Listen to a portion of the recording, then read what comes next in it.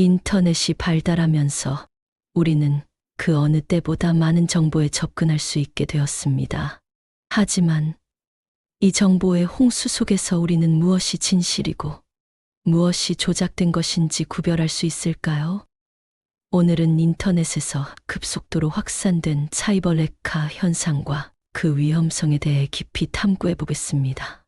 당신은 유튜브나 인터넷 커뮤니티에서 충격적인 사건을 다룬 영상을 본 적이 있습니까?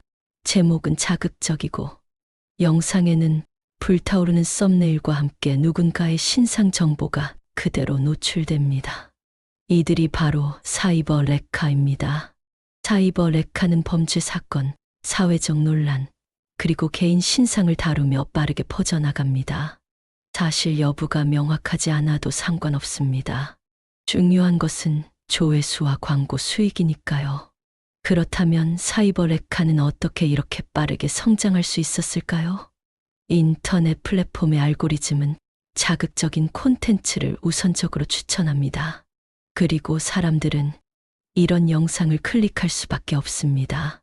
강렬한 제목, 가십성 내용, 그리고 연속된 후속 영상들.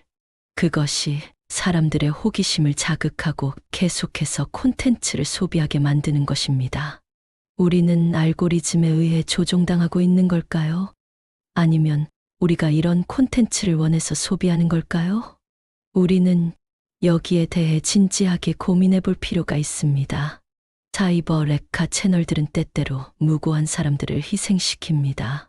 이름과 얼굴이 공개된 피해자는 또 다른 피해자가 됩니다. 자신이 연루되지 않은 사건인데도 단순한 오해로 인해 한순간에 가해자가 되어버리는 경우도 있습니다. 이런 영상 하나로 한 사람의 인생이 완전히 바뀔 수도 있다는 점을 우리는 간과하고 있는 것은 아닐까요? 실제로 이런 피해를 입은 사람들의 이야기를 들어보겠습니다. 한 남성은 이름과 얼굴이 인터넷에 공개된 후 가족을 떠나야 했습니다. 그는 자신이 무고하다는 것을 증명하기 위해 수년을 싸워야 했습니다. 또 다른 여성은 가짜 뉴스에 의해 회사에서 해고되었습니다. 영상이 올라온 후 아무도 그녀의 말을 들어주지 않았습니다. 인터넷은 이미 그녀를 유죄로 단정 지었기 때문입니다. 우리는 이런 사례들을 보며 무엇을 배워야 할까요? 현재 한국에서는 사이버 명예훼손과 개인정보 보호법을 통해 신상 공개를 규제하고 있습니다. 하지만 사이버 레카들은 법망을 피해 끊임없이 새로운 방식으로 등장하고 있습니다. 해외에서는 어떻게 대응하고 있을까요? 미국과 유럽은 이미 강력한 법적 조치를 도입하고 있습니다. 하지만 인터넷의 특성상 완전한 규제는 여전히 어려운 문제입니다.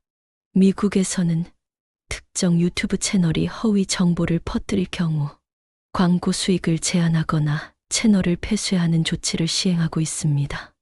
유럽연합 EU는 디지털 서비스법 DSA를 통해 플랫폼이 허위 정보를 확산하는 채널을 적극적으로 차단하도록 강제하고 있습니다. 일본은 최근 허위 정보 유포자에 대한 형사 처벌을 강화하며 유튜브 및 인터넷 플랫폼과의 협업을 통해 사이버 레카 채널을 적극적으로 규제하고 있습니다. 그렇다면 한국에서는 어떤 대응이 이루어지고 있을까요? 한국에서도 사이버 명예훼손, 개인정보 보호법 등의 법적 규제가 있지만 여전히 허점이 많습니다. 사이버 레카 채널들은 국내 법의 사각지대를 교묘하게 이용하여 법적 책임을 회피하고 있습니다. 해외 서버를 활용해 운영하거나 영상을 삭제한 후 다른 계정으로 재업로드하는 방식으로 규제를 피해갑니다.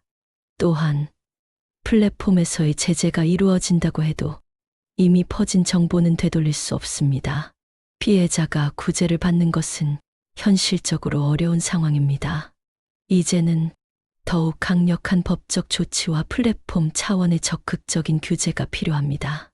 사이버 레카 문제를 해결하기 위해 우리는 어떤 행동을 취해야 할까요?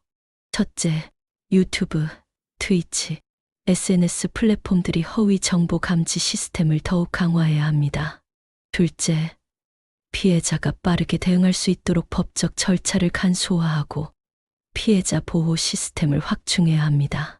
셋째, 미디어 리터러시 교육을 통해 대중이 가짜 뉴스와 선동적인 콘텐츠를 구별할 수 있도록 해야 합니다. 결국 사이버 레카는 우리가 어떤 콘텐츠를 소비하느냐에 따라 그 영향력이 달라질 수 있습니다. 사이버 레카는 단순한 유튜브 트렌드가 아닙니다. 그것은 우리 사회 전체에 영향을 미치는 거대한 문제입니다. 여러분이 클릭하는 하나의 영상이 누군가의 인생을 망칠 수도 있습니다. 우리는 이제 어떤 선택을 해야 할까요?